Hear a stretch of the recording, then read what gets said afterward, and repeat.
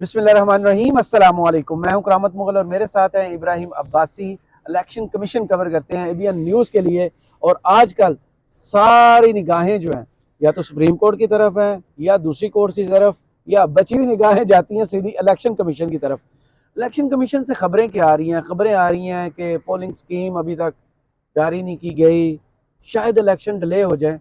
और सहाफ़ियों का काम किसी आईनी इदारे के खिलाफ एहतजाज करना, आप लोगों ने एहतजाज क्यों किया है? बहुत बहुत शुक्रिया करामा साहब। देखें, इलेक्शन कमीशन का जो रवैया है ख़ासतौर पर सहाफ़ियों के साथ वो बड़ा गैर मुसनफ़ाना है। अगर आप देखें तो इतना कोई एक जिस तरीके से बीट रिपोर्टर्स को इलेक्शन कमीशन को एंटरटेन करना चाहिए था उस तरीके से कर नहीं रहे। क्योंकि ज़ाती तौर पर मैंने भी तर्जमान हैं जो इलेक्शन कमीशन के, उनके साथ रब्ता किया। जो उनके MCO विंग के जो डायरेक्टर हैं उनके साथ मैंने रब्ता किया। हमने उनसे कोई इंफॉर्मेशन जो हमें चाहिए थी ज़ाती तौर पर, मुझे अपने लिए या फिर पूरे साथियों के लिए जो हमें चीज़ें इकट्ठी करनी थी खबर बनाने के लिए, वो हम उनको कोई मैसेज करते हैं तो उसका हमें जवाब नहीं आता।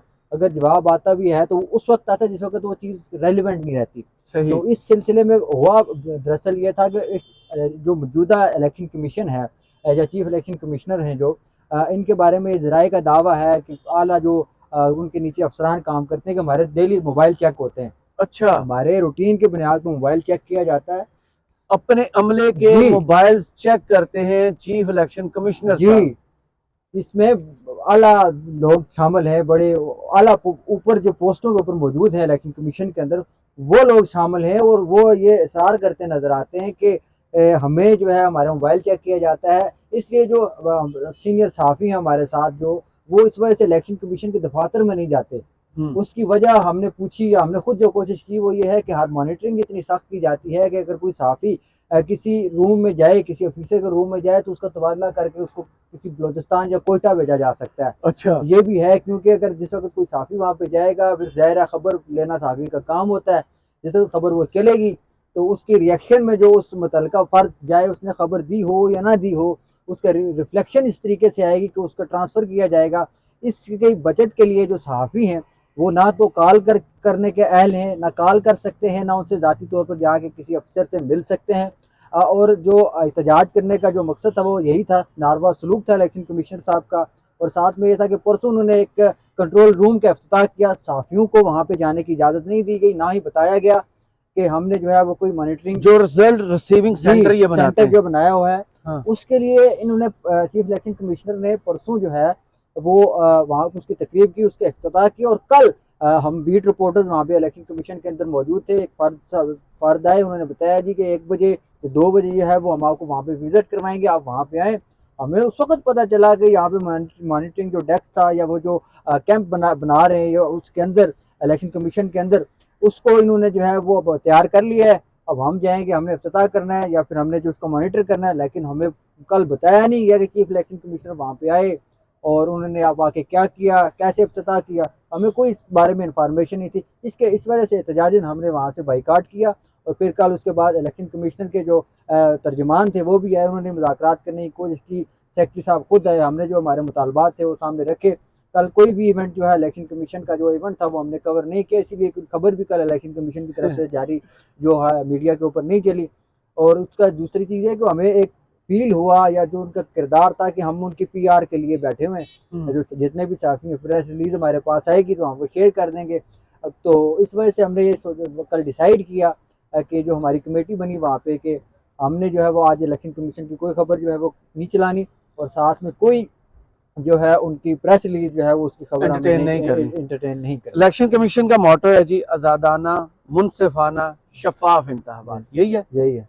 अगर सहाफियों को एक्सेस नहीं है, क्रॉस क्वेश्चनिंग नहीं है, क्रॉस एग्जामिनिंग टाइप नहीं है, उनके सवालात का जवाब नहीं है, तो ये तो पूरे इलेक्शंस पर फिर सवाल उठता है कि ना वो शफाफ होंगे, ना वो आजादाना होंगे, ना गैर जानिबदाराना होंगे। बिल्कुल ऐसे ही है। अब आपको हैरत होगी, कल जिस वक्त सेक्रेटरी साहब आए तो सेक्रेटरी साहब से हमने ये कहा कि आपकी जिम्मेदारी बनती है, यू हैज़ टू आंसर, के साफी जो सवाल कर रहा है उसने कहा मेरा ये काम नहीं है। वो तर्जुमान साहब ने ये बात बोली कि मेरा ये काम नहीं है कि मैं हर एक साफी को बारी बारी बताता चलूँ कि मैंने क्या करना है, मुझे पूरा साल लग जाएगा ये काम करते उनके हुए फिर पीर तगड़े होंगे वहाँ। और हैरत की बात यह है कि जो इलेक्शन कमीशन के जो मरकजी सेक्रेटेरिएट की जो खबरें हैं वो जाके कराची से ब्रेक हो रही हैं। और ये कराची में उधर तर्जमान रह चुके हैं सूबा सिंध के इलेक्शन कमीशन के। तो ये कराची के सहाफियों को खबर उधर देते हैं मरकज इधर जो है, beat reporter election commission of Pakistan का दफ्तर शहर दस्तूर पर है। जी बिल्कुल G5 में, जी वहाँ पे ये खबरें नहीं देते। और जो सीनियर जो कुछ एंकर है, मैं नाम लेना पसंद नहीं करूंगा, वो जाती हैसियत से जाते हैं, हाँ, वहाँ पे उनको खबरें फीड की जाती हैं और कुछ गलत खबरें भी होती हैं, बाद में प्रोपेगेंडा होता है, बाद में गलत खबरें वो खुद चला के अपने बीट रिपोर्टर को कहते हैं भाई ये आपने क्या कर दिया है ये। हाँ, फिर अदारे की तरफ से उस बीट रिपोर्टर की भी सरजनश होती है जाहिर है, हाँ। खबर गलत होने के ऊपर, पहुंच हो जाने के ऊपर। और कल जो इलेक्शन कमीशन ने जो एक पोलिंग स्कीम जारी की, वो बड़ी हैरत अंगेज का मामला है। हाँ। 24 तारीख तक उन्होंने जारी करनी थी, जो उन्होंने इलेक्शन शेड्यूल जारी किया था। कल जिस वक्त हमने एहतजाज किया तो हमारे पास यही खबर थी जो हमने देनी थी। उस वक्त शायद इलेक्शन कमीशन को याद आया कि हमने ये काम भी करना है, इसको भी इन्हीं से करना है, इन्हीं से करना है, और ये काम हमने करना है। रात को तकरीबन 6:30-7 बजे उन्होंने जाके पोलिंग स्कीम जारी की, वो भी अधूरी रह गई। जहाँ पे ये बैठे हुए हैं, जिस शहर के अंदर ये बैठे हुए हैं, वहां से इन्होंने कोई उस शहर की या मरकज की दारुल हुकूमत की इन्होंने पोलिंग स्कीम जारी नहीं की। वो फिर आज जाके पोलिंग स्कीम जो है उन्होंने आज जारी की है। एक सॉफ्टवेयर की बात चल रही है पीटीआई की तरफ से कि इलेक्शन को मैनिपुलेट रिजल्ट्स को करने के लिए कोई खास किस्म का सॉफ्टवेयर तैयार किया गया है, तो आपके पास ऐसी खबर है या सिर्फ पीटीआई का ये मौकफ है? सिर्फ नहीं, जो सॉफ्टवेयर उन्होंने बनाया है वो कल हमारे जराये का दावा है कि कल वही उसी को टेस्ट किया है इन्होंने। अच्छा, वो जो इन्होंने ब्रीफिंग देनी थी आरटीएस का मुतबादल, जी, वो इन्होंने एमएस के नाम से इस तरह के कोई नाम रखा हुआ है इन्होंने, उसके ऊपर इन्होंने हमें देनी थी ब्रीफिंग। हमें इन्होंने बताना था कि ये मामला है, आपने आपके देखें, इस तरह हम रिजल्ट जो है हम कलेक्ट करेंगे, इस तरह हम शाया करेंगे, आप यहाँ पे बैठेंगे, जिस तरह पूरा प्रोटोकॉल होता है इसका। तो कल हम तो नहीं गए, लेकिन जराये आपको बता देते हैं। जराये ने हमें सुबह सुबह ये खबर दी कि जो रिटर्निंग अफसरान थे उन्होंने कहा भाईजान ये तो नहीं चल रहा सही। अच्छा, और आज इलेक्शन कमीशन की जानिब से वजारत तवानाई को एक खत इरसाल किया गया। जराये का दावा ये है कि उन्होंने कहा भाई बिजली नहीं बंद करनी। यार, अब बिजली बंद करने की बात आज कर रहे हैं। यहाँ पे वजीर इत्तलात मुर्तज़ा सुलंगी साहब ने प्रेस कॉन्फ्रेंस की और बताया कि 4 दिन अपग्रेडेशन होनी है, सिस्टम का काम होना है, इंटरनेट नहीं इस मुल्क में होगा। जब इंटरनेट नहीं होगा और बिजली नहीं होगी तो रिजल्ट कंपाइल कैसे होंगे? 1976 वाला काम होगा कि वो पेपर से आएगा 4-4 दिन बाद। मुमकिन है, क्योंकि अगर बिजली नहीं होगी इंटरनेट नहीं चलेगा, और इंटरनेट भी खराब हो सकता है, कोई तो समंदर में तूफान भी आ सकता है, इतनी बड़ी बात नहीं है इसमें।